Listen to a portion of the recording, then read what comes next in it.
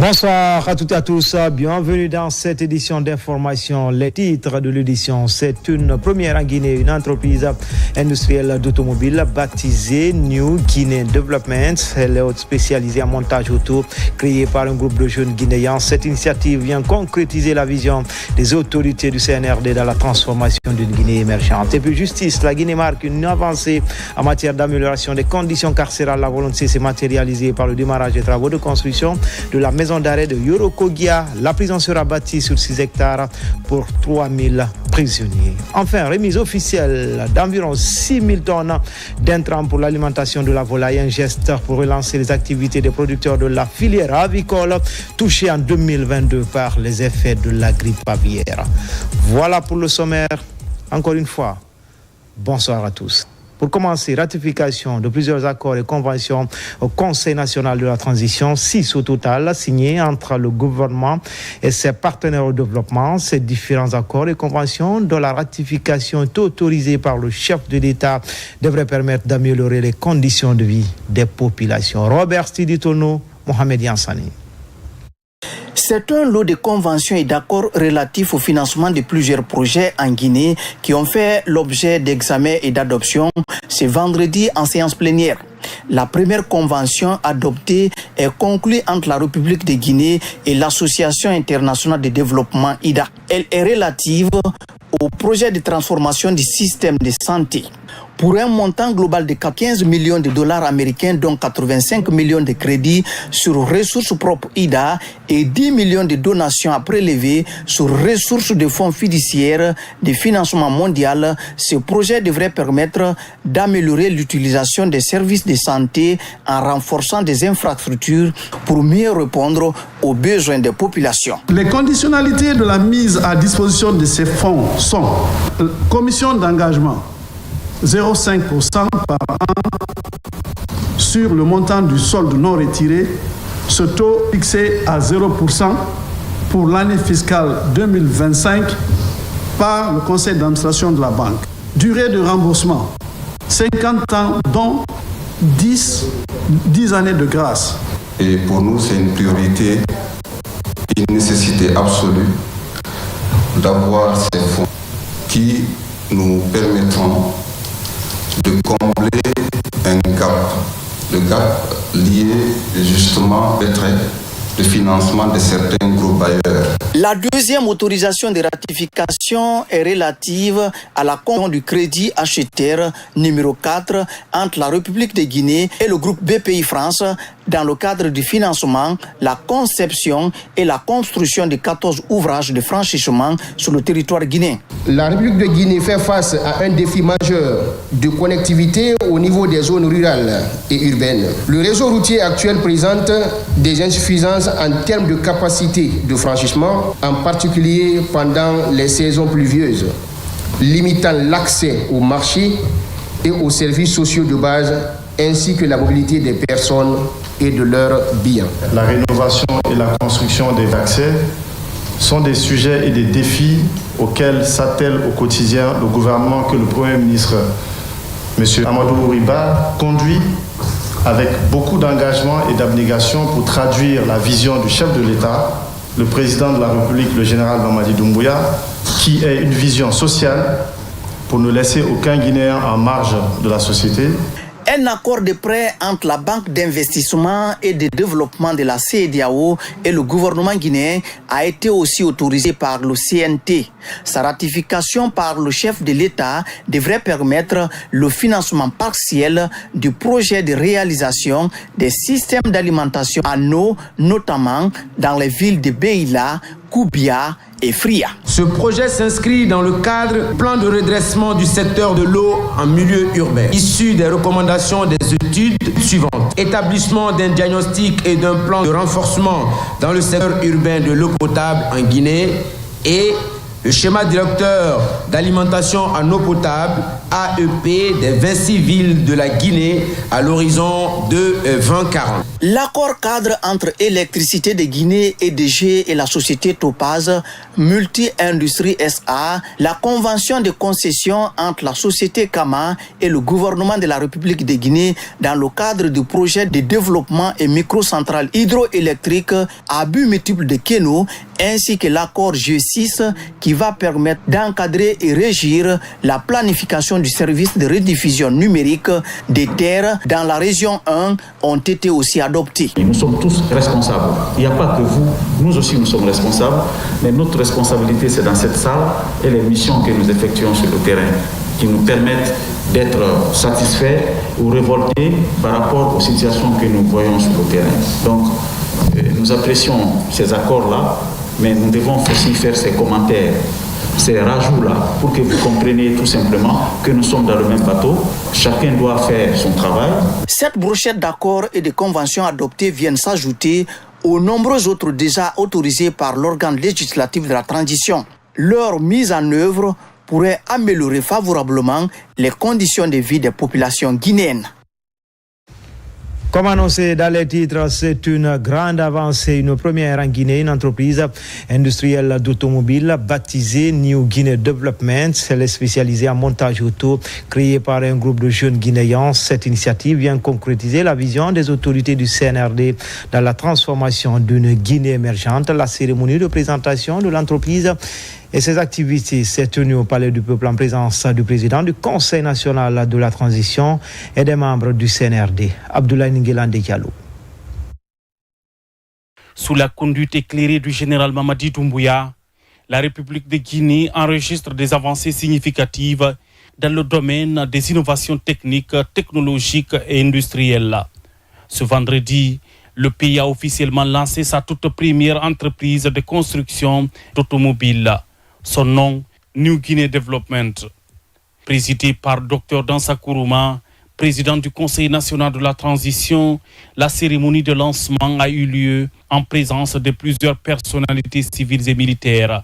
Le ministre secrétaire général de la présidence de la République, des conseillers de la présidence, des membres du gouvernement, des représentants des institutions nationales et internationales, le chef d'état-major général des armées, entre autres. Ce projet n'est pas seulement un programme économique, c'est un rêve commun qui devient réalité. Il est la fruit de la volonté nationale et du soutien direct de son Excellence, Monsieur le Président de la République, qui a fixé une vision claire, une Guinée forte, indépendante, être capable de produire son propre avenir. Une voiture accessible à chaque Guinéen. Grâce à la vision de son Excellence, Monsieur le Président, avoir une voiture ne sera plus un luxe inaccessible. Nous avons mis en place un système de paiement bancaire simple et accessible pour que chaque citoyen puisse acheter un véhicule de qualité. Composé des jeunes étudiants guinéens et d'experts étrangers, l'entreprise New Guinea Development a, à cette occasion solennelle, présenté au public ces nouvelles marques de voitures made in Guinée. Il s'agit des véhicules des marques Parrain, Parrain Pro, Sogé et Nimba Doussou, tous estampillés branding Guinée. Cette prouesse technologique et technique d'une entreprise qui a envie de se déployer en Guinée et la présence massive de l'ensemble des officiels ici présents aujourd'hui témoigne de la volonté du président de la République à accompagner un secteur privé résilient, un secteur privé créatif, un secteur privé innovant. Le ministère de l'Enseignement supérieur, de la Recherche scientifique et de l'Innovation a très tôt dépêché l'Institut Polytechnique de Conakry pour participer au prototypage de ces pick-up ainsi que d'autres véhicules, parce que nous croyons en la participation de l'université dans l'industrialisation de notre pays et nous croyons également à l'appropriation de technologies de rang mondial. En droite ligne avec la vision et les ambitions du président de la République, Le projet d'installation de cette usine de fabrication de véhicules dans notre pays est une partie intégrante du programme Simandou 2040 dans son volet éducation. D'être associé à cette phase de l'histoire de la Guinée, une histoire qui est rythmée par une vision, un leadership, celui du président, le général Mamadi Doumbouya, qui est en train de placer la Guinée à un niveau de responsabilité, à un niveau de développement jamais égalé depuis l'histoire de notre pays. C'est une grosse chance pour moi de travailler à côté d'un homme visionnaire. Le deuxième mot, c'est la fierté. Fierté de conduire la première voiture made in Guinée, c'est une fierté inestimable. Exposé, l'honneur est revenu aux autorités guinéennes de lancer officiellement ces voitures made in Guinée, véritable fierté nationale acquise sous l'ère CNRD, avec à sa tête le général Mamadi Doumbouya, président de la République, chef de l'État, chef suprême des armées. Coopération Guinée-Botswana, l'ambassadeur extraordinaire et plénipotentiaire Modiba Alenkone présente ses lettres de créance au président Douma Boko. Avant cette cérémonie, le diplomate guinéen avait remis ses copies figurées au patron de la diplomatie botswanaise, Makeme Donzo. Le président Douma Boko a souhaité la bienvenue à son excellence Modiba Alenkone, l'ambassadeur extraordinaire et plénipotentiaire de la République de Guinée au Botswana. Les échanges qui ont suivi cette présentation des lettres de créance ont été axés sur le renforcement des efforts de coopération de deux nations. Le Botswana recherche des partenaires pour développer son économie et compte sur Conakry dans le cadre d'une coopération sud-sud fructueuse et sincère. C'est un nouveau président, une nouvelle vision. Nous avons discuté de cette nouvelle vision, du futur des relations entre le Botswana et la République de Guinée. Relations fondées davantage sur l'économie, puisque le président de la République prône les relations diplomatiques, donc la diplomatie économique, et nous avons parlé de cette diplomatie économique. L'ambassadeur Modiba Alenkone a transmis au président botswanais, son excellence Douma Boko, les félicitations de son homologue, le général Mamadi Doumbouya, pour avoir remporté la présidentielle de 2024. Le diplomate guinéen travaillera au renforcement de la coopération bilatérale entre Conakry et Gaborone. Le président a dit que la Guinée est un grand pays qui a de longues relations avec le Botswana et qu'ils ont beaucoup d'expérience dans plusieurs secteurs comme les mines, l'agriculture, les infrastructures, et qu'ils mettraient les expériences du Botswana à la disposition de la Guinée. Plus de 400 compatriotes vivent dans ce pays ami. L'ambassadeur Kone a pu les rencontrer après la remise de ses documents d'accréditation. Il est à rappeler que le diplomate guinéen couvre une juridiction diplomatique de 9 pays. La République de Botswana, l'Union des Comores, le Royaume d'Eswatini, le Royaume de Lesotho, la République de Madagascar, la République de Maurice, la République de Mozambique, la République des Seychelles et l'Afrique du Sud. Célébration de l'an 65 de la monnaie guinéenne, une journée célébrée par l'Académie des sciences. C'est au cours d'une conférence débat sur l'histoire de la monnaie guinéenne entre résilience et vision futuriste. Les différentes péripéties de la monnaie depuis sa création le 1er mars 1960 ont été longuement évoquées. N'est-ce pas, Diarra Diallo? C'est à la suite de l'indépendance de notre pays, le 2 octobre 1958, que la Guinée décide de se trouver sa propre monnaie. Le 1er mars 1960, le franc guinéen remplace ainsi le franc CFA qui était utilisé avant l'indépendance. De 1960 à 1984, la monnaie change de nom. Le franc guinéen change pour devenir le Cili, qui redeviendra le franc guinéen après l'avènement de la Deuxième République en 1984. Aujourd'hui, la Guinée est sur une bonne lancée. Depuis 3 ans, le taux de change du franc guinéen, c'est la volatilité, c'est largement amoindri. Le taux de change avoisine les 8 500. Et ce qui est très bien pour le pays, cela grâce à la stabilité politique, grâce à l'inflation maîtrisée, grâce également à notre balance commerciale qui est largement excédentaire grâce au secteur minier. Donc le constat est reluisant et moi je suis rassuré pour l'avenir de notre pays. Pendant cette rencontre axée sur l'historique de la monnaie guinéenne entre résilience et vision futuriste, ces académiciens et autres invités ont exhorté les étudiants à plus de courage et de persévérance dans l'apprentissage. L'histoire de la monnaie guinéenne est une histoire particulièrement intéressante et importante.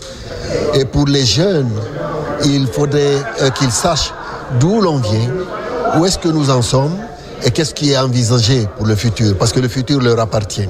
Le conseil que nous donnons, c'est le même conseil, continuer à étudier dans leur spécialité de façon à remplacer les cadres qui sont en vieillissement.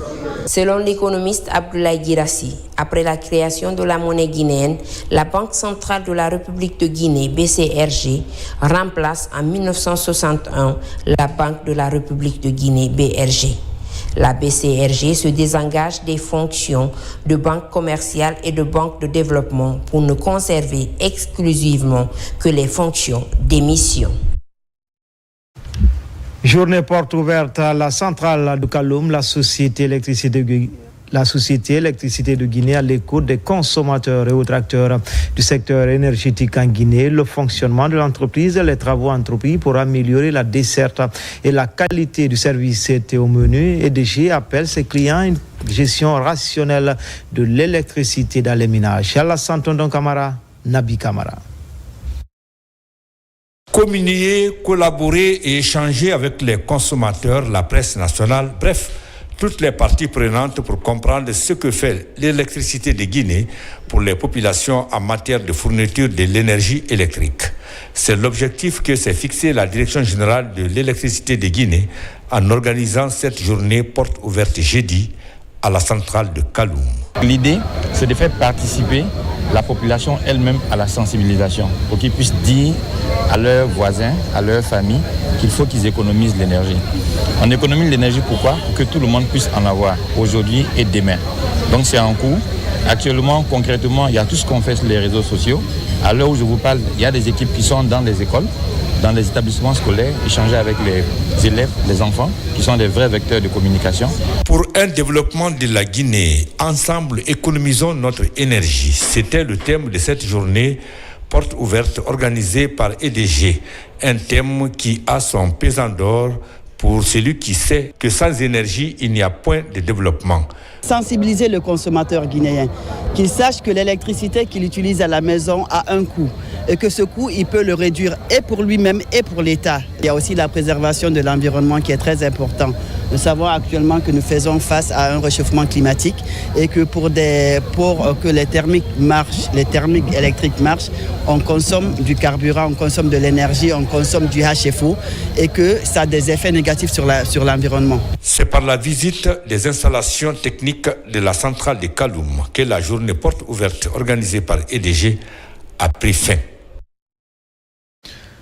Justice, la Guinée marque une avancée en matière d'amélioration des conditions carcérales. La volonté s'est matérialisée par le démarrage des travaux de construction de la maison d'arrêt de Yorokogia. La prison sera bâtie sur 6 hectares pour 3000 prisonniers. Elle prendra en compte la réinsertion avec des centres de formation. C'est un financement du gouvernement guinéen. Plus de détails avec Tierno Younoussaba. Cette vue aérienne panoramique de 6 hectares nous amène au cœur du gigantesque chantier de Yorokogia, situé à Dubrika en périphérie de Conakry. Voilà à quoi va ressembler la future prison. Répartie en plusieurs blocs, Yorokogia est capable d'héberger 3000 détenus. Sur ce site, des mesures de réinsertion sont prévues à travers l'apprentissage des métiers. Cette prison moderne offre la solution idéale pour donner plus de confort et d'autonomie aux détenus. C'est un projet qui est divisé en 9 lots. Au niveau du premier lot, vous allez constater la présence des 4 blocs de détention. Donc nous avons commencé déjà l'ouverture des fouilles et un avancement très très majeur au niveau de la fondation du premier bloc de détention. C'est des blocs de détention qui sont en R+3, qui sont équipés tous des miradors, c'est-à-dire des trucs de contrôle qui sont à R+5 pour assurer en profondeur la sécurité de la prison. Après plusieurs années de gestation, Yorokogia démarre à la vitesse de croisière, ce qui confirme la volonté du CNRD à humaniser les prisons pour améliorer les conditions de détention. C'est un projet qui a un peu quand même son histoire. On commençait depuis avec l'ACGP. À l'initial, c'était un projet prévu pour 1500 détenus. Nous avons dû doubler la capacité. Alors, toutes les 2 semaines, le ministre de la Justice nous a instruit de passer sur le terrain. À l'envergure qu'évoluent les travaux, nous pouvons dire que au maximum dans 1 an, nous pourrons procéder à l'inauguration de ce gigantesque chantier. Ce Yorokodia des contes de fées et des rêves est aujourd'hui devenu une réalité. Les travaux avancent à une allure inimaginable. Tout cet ingrédient me permet d'espérer inviter le président de la République, le premier ministre chef du gouvernement et l'ensemble du gouvernement à l'inauguration dans un délai maximum d'1 an, 6 mois. Cette prison conçue à l'image d'une ville prévoit aussi des aires de jeu et des lieux de culte pour permettre aux détenus de s'acquitter de leurs obligations religieuses. En clair, tout est prévu pour la lutte contre la surpopulation carcérale pour plus de respect des droits des prisonniers. Concertation sur la publicité dans les médias en Guinée. Le conclave a réuni dans la salle des actes du Palais du Peuple hommes de médias responsables de la haute autorité de la communication, l'Union des consommateurs, la floraison des fausses annonces sur certains produits et le motif de cette rencontre, tout comme la loi 2024-002 CNT portant réglementation de la publicité en Guinée. Nabila Moussa Bangoura, Zézégui Lavogi. Cette journée de concertation sur la publicité dans les médias en Guinée a réuni plusieurs hommes de médias. Les responsables de la haute autorité de la communication, les représentants de la médecine traditionnelle et l'Union des consommateurs. Le but est d'inviter les journalistes à faire preuve de responsabilité dans la publicité des différents produits. La Guinée, jusqu'à présent, la publicité s'exerce dans une anarchie totale. On ne sait pas en matière de publicité qui fait quoi, on s'adresse à qui, qu'est-ce qu'on réglemente, qu'est-ce qu'on interdit, qu'est-ce qu'on autorise, on n'en savait pas. Donc cette loi a désormais le mérite que la Guinée puisse disposer des dispositions légales en matière de publicité, déjà pour organiser les acteurs du secteur.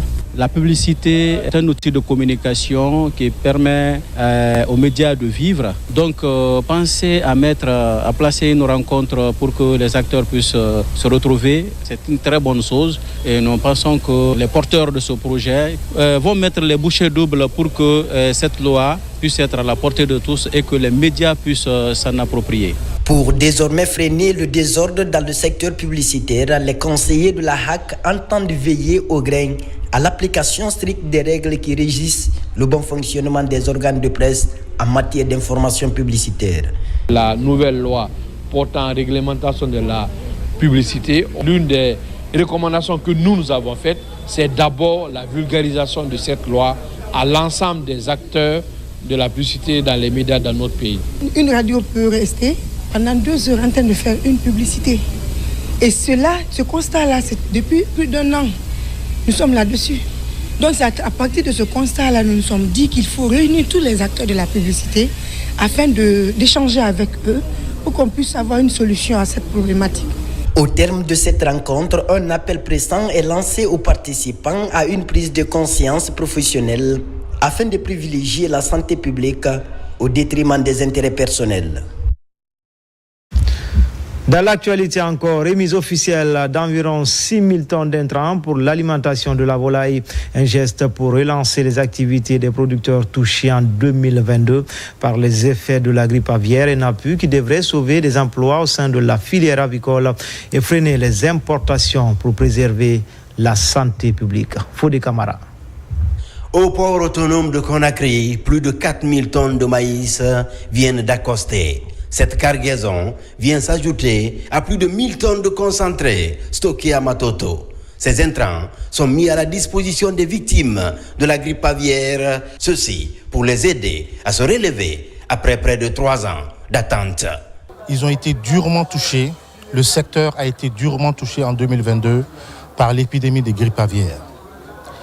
Et le président de la République, chef de l'État, le général Mamadi Doumbouya, est également une personne de cœur. il a laissé parler son humanisme et en tant que président responsable, avec l'ensemble du gouvernement, la décision a été prise d'accompagner les acteurs du secteur avicole qui avaient été durement touchés par cette épidémie de grippe aviaire, afin qu'ils se relèvent de cette catastrophe qu'ils ont subie.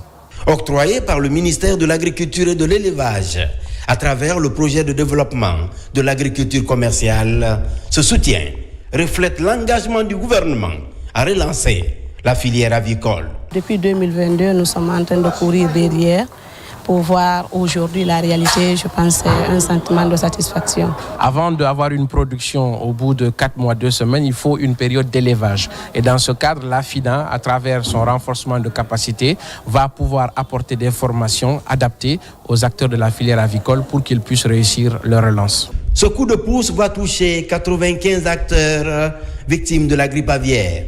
500 000 poussins seront aussi bientôt remis aux éleveurs. Un soutien pour intensifier la production locale et réduire les importations. Notre sentiment est satisfaisant et avoir aujourd'hui ces dons à travers le projet PEDAC et qu'on s'est si battu qu'aujourd'hui ça se réalise. Vraiment, on peut dire que de remercier le ministère de l'Agriculture et plus particulièrement le président de la République et qui a vraiment mis tous les moyens à disposition pour que ce rêve aujourd'hui arrive à se réaliser. Composé d'environ 6 000 tonnes d'aliments pour la volaille, cet appui va certainement contribuer à améliorer le chiffre d'affaires des promoteurs avicoles qui ont enregistré d'énormes pertes. Des aviculteurs souvent confrontés aux difficultés d'accès aux aliments pour engraisser la volaille et mieux alimenter les marchés.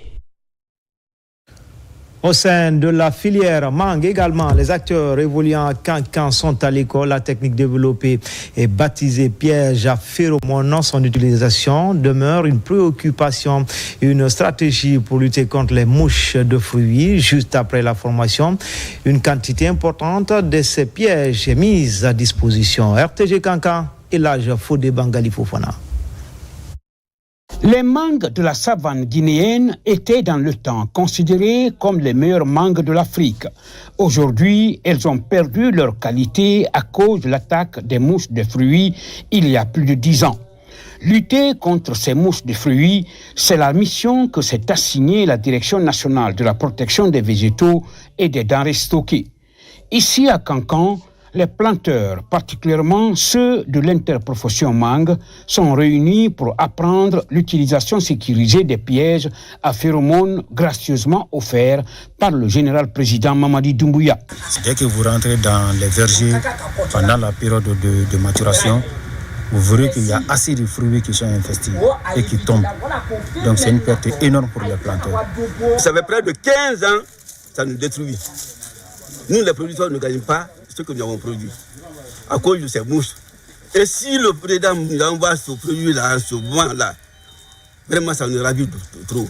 Après la formation, ce sont 100 000 pièges pour plus de 20 milliards de nos francs investis qui sont mis à la disposition de l'interprofession mangue pour sauver la production de mangue ici dans la région de Cancan. Ces pièges étaient destinés aux producteurs en fonds revolving. Mais dernièrement, le président, avec sa générosité, a donné cadeau. Et le ministre Félix a accompagné par une formation technique que nous sommes venus faire. Nous sommes en train de voir comment installer des opérateurs économiques dans le cadre de la transformation des fruits. Mais si les fruits sont attaqués, qu'est-ce qu'on va transformer? En ce moment, il faut qu'on cherche à lutter contre ces mouches qui attaquent ces fruits-là pour qu'on puisse les transformer au bénéfice des populations. L'installation de ces pièges à phéromones donne l'espoir aux planteurs d'arbres fruitiers de la filière mangue, signe évident de la bonne marche de la refondation verte dans notre pays.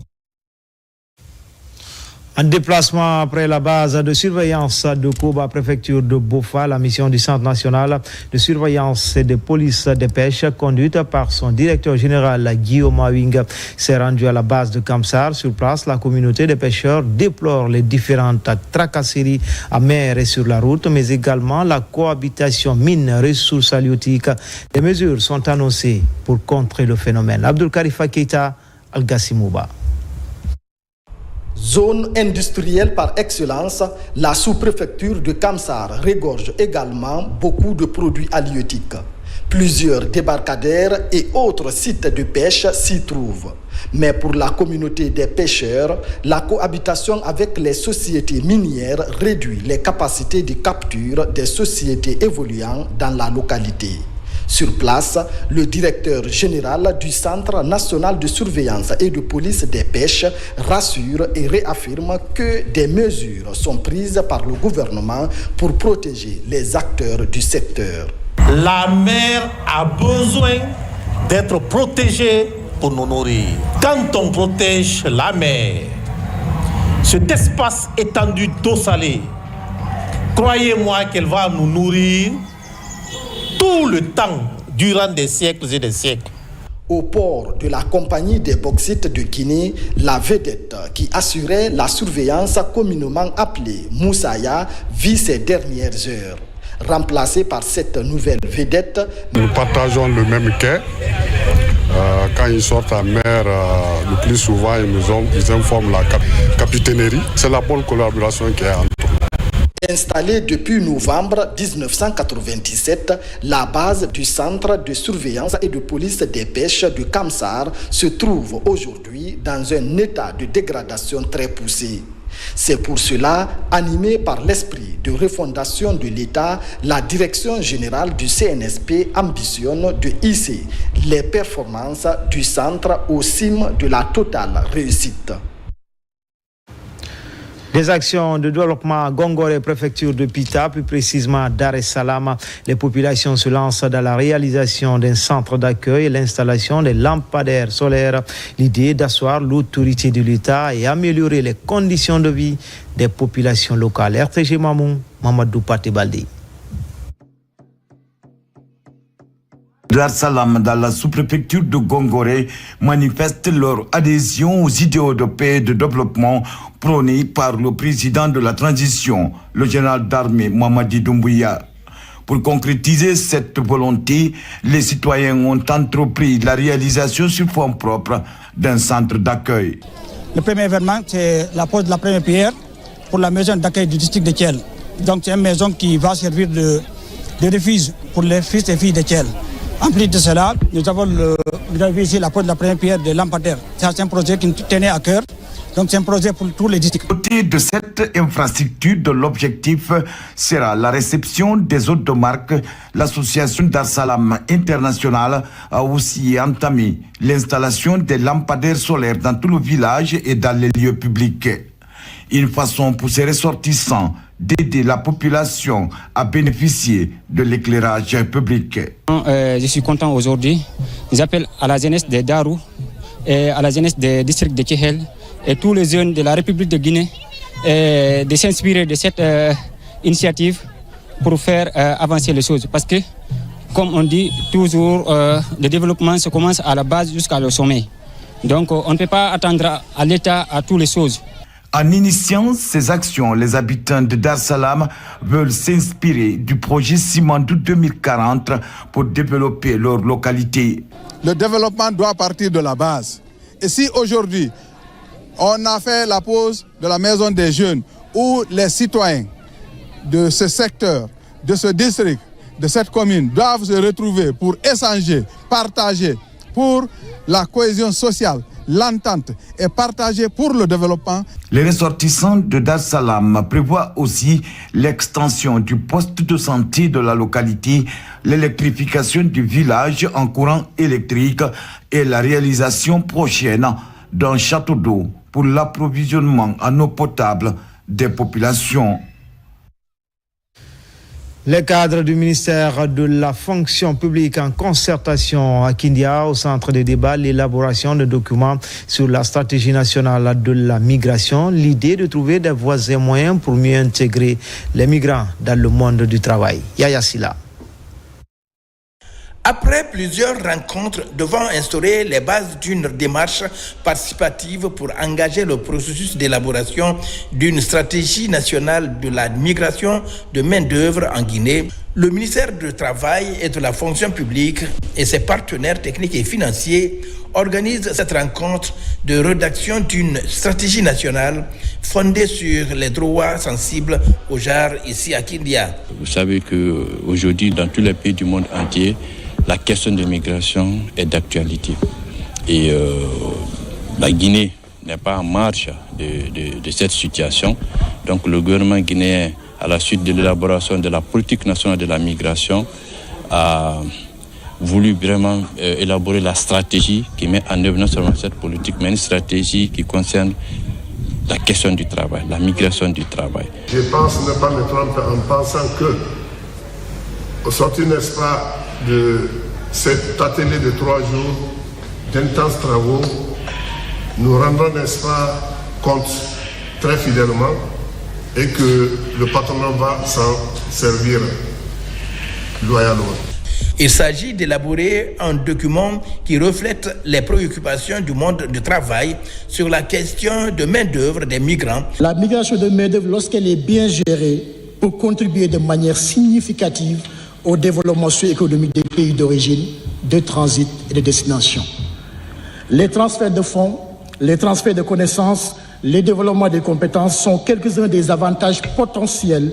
Cependant, lorsque les politiques migratoires ne sont pas fondées sur les droits, ne tiennent pas compte de la dimension genre, ces gains peuvent être compromis. Cet atelier d'écriture est une occasion de consolider les efforts et de renforcer les capacités opérationnelles des acteurs impliqués dans la réglementation de l'emploi, de l'immigration. La direction régionale de la santé de Conakry vient de tenir sa réunion de comité de pilotage, 2e du genre. Cette instance d'échange vise à évaluer les progrès réalisés dans le système de santé local. Durant 4 jours, ils vont travailler sur des stratégies innovantes pour relever les défis. Hadia Toubari. La réunion du comité technique régional de la santé affiche complet. Venus de tous les niveaux de la pyramide sanitaire de la région de Conakry, ces acteurs et autres experts du secteur focalisent les réflexions sur les avancées et les défis de l'offre de services de santé de la ville. Je voudrais rappeler que nous avons, en tant que direction, un contrat avec le niveau central, c'est-à-dire le ministère de la Santé, qu'on appelle contrat de performance. Ce contrat s'étend sur 12 mois. Donc à mi-parcours, nous avons tenu un premier comité et technique régionale S1 pour les 6 premiers mois qu'on a évalué. Maintenant, nous sommes au 2e semestre 2024. Et l'idée, c'est d'évaluer le niveau d'atteinte des objectifs, mais aussi passer en revue les recommandations issues de la première session pour étoffer notre stratégie, améliorer la démarche logique. La rencontre est semestrielle et donne l'occasion aux responsables des 34 structures sanitaires de la capitale de partager les indicateurs de santé. Globalement, la région de Conakry affiche un taux de couverture vaccinale de 70% et une réduction de la mortalité maternelle qui est passée de 30 décès à 15. On sent que en fait, le ministère n'évolue pas seul, il est accompagné par les différentes parties prenantes. Et l'autre message que j'ajoute à cela, c'est leur implication effective dans les travaux le long de ces 4 jours pour qu'à l'issue de ces travaux, il soit ressorti un document qui puisse édifier tous. La recommandation ici, c'est de prendre en compte l'aspect accueil dans les centres de santé. Un traitement commence par la réception des malades. Un malade vient avec tout un tas de problèmes. Je suis persuadé qu'avec l'expérience et le talent de ces médecins que je viens de rencontrer, ils vont échanger avec l'innovation. On va améliorer notre accueil dans les CMC et dans les centres de santé de la ville de Conakry. Cette réunion stratégique permet d'harmoniser des interventions menées en matière de politique sanitaire locale. À l'issue des travaux, un plan d'amélioration de la qualité de l'offre de soins va être élaboré par les participants. Le ministère de la promotion féminine en partenariat avec CARE International organise des sessions de sensibilisation sur la résolution 1325 du Conseil de sécurité des Nations Unies en région forestière. L'événement s'est déroulé à l'université de Nzérékouré au camp de la 4e région militaire du pays. L'objectif de cette rencontre était de promouvoir l'égalité de genre, d'encourager la participation des femmes et des jeunes filles et de renforcer leur protection dans toutes les phases de conflit. Mohamed Salou Paye. La résolution 1325 constitue un cadre essentiel pour intégrer la dimension genre dans les stratégies de paix et de sécurité. Les 2 journées de sensibilisation organisées à l'université et au camp Béanzin de la 4e région militaire de Zérékoré ont permis des échanges enrichissants entre les étudiants mais aussi entre les forces de défense et de sécurité. Et notre attente, c'est qu'au sortir de ces sensibilisations, qu'ils puissent démultiplier ça au niveau de leurs compagnons d'armes, et bien sûr en ce qui concerne les forces de défense et de sécurité, et aussi au niveau des étudiants, qui puissent partager ça au niveau des étudiants qui n'ont pas participé à ces journées de sensibilisation. Cette période de transition, de mener des actions concrètes en faveur de la consolidation de la paix, de la participation des femmes dans toutes les initiatives communautaires, locales et nationales. Durant ces 2 journées, étudiants et forces de défense et de sécurité ont planché sur les moyens d'appliquer efficacement la résolution 1325 malgré des défis persistants. En prenant les forces de défense et de sécurité comme auditoire cible pour la sensibilisation, vous venez de mettre les appareils de pointage de votre arme sur l'objectif le mieux indiqué car elles sont au cœur des actions dans les théâtres d'opération. Il y a des propositions à faire au sein de la société. Tout ce qu'on peut faire, c'est la sensibilisation et voir si ça peut marcher avec le temps. Mais on ne peut pas forcément mettre la pression sur les gens. Il faut les sensibiliser pour pouvoir comprendre. La résolution 1325 du Conseil de sécurité des Nations Unies appelle également à une action collective pour s'assurer que les femmes et les jeunes filles ne soient pas seulement protégées, mais également impliquées dans la prévention des conflits et la reconstruction post-conflit. L'absence d'un système centralisé de collecte de données et de coordination des acteurs impliqués dans la lutte entrave la gestion efficace des cas de violence basés sur le genre. Alors, comment inverser la tendance? Une journée de concertation est organisée pour répondre à cette problématique. Entre autres objectifs, établir un système coordonné de remontée des données relatives au VBG. Sona Sagnon. Ces acteurs de la lutte contre les violences basées sur le genre échangent en vue de mettre en place un système centralisé de collecte des données relatives au VBG. Ces collectes se feront dans les zones de mise en œuvre du projet de lutte contre l'impunité des auteurs de VBG. L'objectif pour nous, c'est aller vers la mise en place d'une base de données essentielle afin d'orienter et aider les décideurs politiques à prendre des décisions adéquates, des décisions sensibles pour mieux éradiquer le phénomène. Les violences constituent une atteinte grave aux droits humains fondamentaux et entravent considérablement notre développement économique et social. Elles créent un climat de peur et d'insécurité, empêchant les survivantes de participer pleinement à la vie sociale, économique et politique de notre pays. Nous franchissons une étape cruciale. La redynamisation de ce cadre de concertation est une réponse directe et concertée à cette situation intolérable. Financé par l'Union européenne, le projet LIBRE va durer 36 mois. C'est une étape importante dans la protection des droits des femmes en Guinée. Cette violence qui confisque l'avenir des milliers et des milliers de filles et de femmes partout dans le monde. Dans ces différentes formes, ça n'épargne personne. Nous sommes encore très impressionnés de voir cette forte mobilisation dans cette salle, composée de jeunes. Nous sommes sur le terrain, les générations intermédiaires. Nous voyons aujourd'hui des générations futures que vous êtes sur le terrain ça nous donne de l'espoir. Les échanges lors de cette rencontre ont permis de partager les expériences et d'évoquer les défis tout en formulant des recommandations pour renforcer les politiques publiques et les actions sur le terrain. Opération coup de balai au marché de Lambagny en cette journée d'assainissement. Ce lieu de négoce est désormais débarrassé d'état d'immondice. C'est une synergie d'action du mouvement Debout pour le général Mamadi Doumbouya et autorités locales. Moussa Bangoura. C'est une bataille enclenchée contre les ordures à Lambagny, une des 13 communes de la capitale Conakry. Ici au marché, jeunes et femmes se donnent la main pour assainir ce lieu public, pour faciliter les transactions commerciales. Le marché, c'est le début de tout. Le marché, nos mamans sont là, les jeunes sont là, ils viennent pour faire leur commerce. Nous aussi, nous les femmes, on vient pour faire nos achats. Il faut que ça soit propre. Un sentiment de joie, le fait que les jeunes ont pris l'initiative d'assainir notre marché. Ça nous a beaucoup plu, eux on les encourage aussi.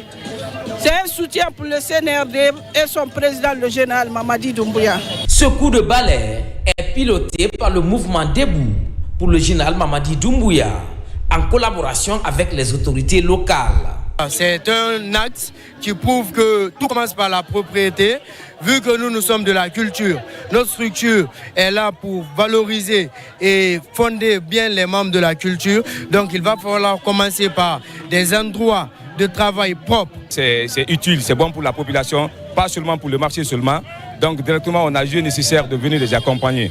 C'est pourquoi vous nous voyez derrière aujourd'hui, c'est-à-dire ensemble avec le bureau au complet, pour que nous puissions vraiment non seulement les encourager, mais aussi assister, c'est-à-dire à l'action qu'ils ont entreprise pour le bien du quartier Waria. Le but est d'éviter les maladies liées à l'insalubrité. À cette journée d'assainissement, des messages sont vulgarisés pour l'hygiène et la préservation de l'environnement en ce début du mois saint du Ramadan. À Boké, également, une journée dédiée au chef de l'État général Mamadi Doumbouya. C'est l'œuvre des populations de la préfecture. Cela passe par un carnaval géant, un meeting d'information sur les acquis du CNRD. Les citoyens ont exprimé leur totale adhésion. Younoussa Tawel Kamara. Ici, dans la commune urbaine de Boké, ce carnaval géant annonce les couleurs de la manifestation de soutien aux acquis du président de la République. De la place des Martyrs au 110e, en passant par 400, autorités préfectorales et citoyens venus de Kakan de Profond expriment leur totale adhésion aux idéaux de l'homme du 5 septembre, le général Mamadi Doumbouya. La jeunesse de Boké soutient 100% le général Mamadi Doumbouya. On le soutient parce qu'il y a de ces choses qui étaient impossibles en Guinée. Aujourd'hui, il a fait que c'est possible. Grâce au général Mamadi Doumbouya, aujourd'hui, la jeunesse de la région de Boké, dans les mines, nous nous sentons heureux. Nous soutenons le président de la République parce qu'il est en train d'accompagner les femmes dans leur projet d'autonomisation. Nous sommes fiers de lui, que Dieu le protège. Au cours du meeting, les autorités préfectorales de Boké ont donné d'amples informations sur les acquis du CNRD durant les 3 années de gestion du pays. Quand tu entends Boké, c'est CNRD. Quand tu entends CNRD, c'est Boké. Ça, c'est un avant-projet de manifestation de reconnaissance pour l'homme qu'il faut à la personne du général d'armée Mamadi Doumbouya. Les prochains jours, plusieurs manifestations de soutien sont annoncées dans les communes rurales de la préfecture de Boké. Enfin, les présidents des délégations spéciales de la préfecture de l'Abbé viennent d'organiser une cérémonie de lecture du Saint-Coran. C'est dans la commune rurale de Popodara que s'est tenue cette retraite religieuse. Ainsi, les fidèles ont lu plusieurs fois le Saint-Coran en présence du ministre de la fonction publique. Les images de Sarafoudine Diallo sont commentées par Sona Sagnon. C'est pour signifier leur totale adhésion aux idéaux de développement du président de la République que les présidents des délégations spéciales de la préfecture de l'Abbé, réunis dans une association, ont organisé cette cérémonie de lecture du Saint-Coran. Les fidèles mobilisés à la grande mosquée de Popodara ont lu à plusieurs reprises le Coran, imploré la grâce divine pour la quiétude sociale, le vivre ensemble et la réussite de la transition. L'ensemble des délégations spéciales de la préfecture de l'Abbé, nous constituons une association intercommunale. Là, nous nous sommes dit qu'il serait intéressant d'organiser une cérémonie de lecture du Coran pour l'unité nationale. Ensuite, pour remercier l'autorité pour tout ce qui est en train d'être fait au niveau de la région de l'Abbé, au niveau de la préfecture de l'Abbé. On est très comblés de joie et message est que on confie notre président Sampion à la jeunesse de Popodara et les vieux et les sages, surtout les religieux. Encore de plus, de ne pas laisser bras croisés, levez-nous, qu'on se donne la main en accompagnant le général Mamadi Doumbouya pour notre intérêt de la Guinée nationale. Une instance religieuse qui a regroupé toutes les obédiences administratives, religieuses et les représentants des 14 communes de la préfecture de l'Abbé. La répartition de la richesse aujourd'hui, c'est une réalité avec le CNRD, ça il faut le reconnaître. Donc on appelle vraiment à toute la population d'accompagner le gouvernement, le CNRD. Cette lecture du Saint-Coran a été organisée par les filles et fils du Fouta, particulièrement ceux de l'Abbé, pour la reconnaissance des efforts fournis par le chef de l'État.